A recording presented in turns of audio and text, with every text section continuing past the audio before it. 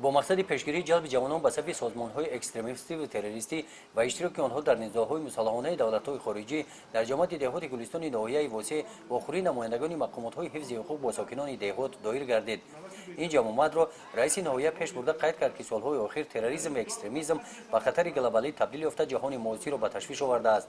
سردار شعبه وزارت کارهای داخلی تاجیکستان در ناحیه واسع اوید همین موضوع با تحلیل و دلیل‌ها برآمد کرده از کردار نامطلوب بعضی از جوانان که به فریب دچار گردیده عاقبت پشیمان گشتند مثال‌ها آوردند. طور معین گردید از ناحیه واسع از 75 نفر جوانان که غیر رسمی در خارج کشور قرار داشته بودند 67 نفر آنها به وطن برگردانیده شدند. از جماعت دهات گلستان از دهه فیض‌آباد 3 نفر جوانان در نزاع‌های مسلحانه دولت‌های خارجی شرکت ورزیدند. نسبت آنها پرونده جنایی گشوده شده است. عین زمان از آنها درک نیست. در این واقعه والدان آنها اشتراک داشتند. آنها از چنین رفتار فرزندانشان اظهار نگرانی کردند. در این واقعه تاکید کرده شد که ما باید هرگز هوشیاری سیاسی را از دست ندهیم. برای محافظت دستاوردهای استقلالیت همیشه آماده باشیم.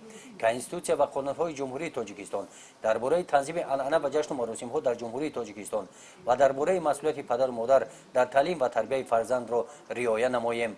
گزارش خواجه نظریف خدای نظر ظهوروف از ناحیه واسع برای برنامه اطلاعاتی نوید.